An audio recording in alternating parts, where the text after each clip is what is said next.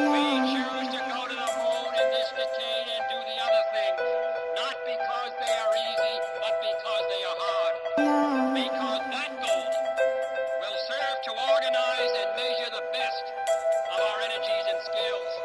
Because that challenge is one that we're willing to accept, one we are unwilling to postpone, and one we intend to win.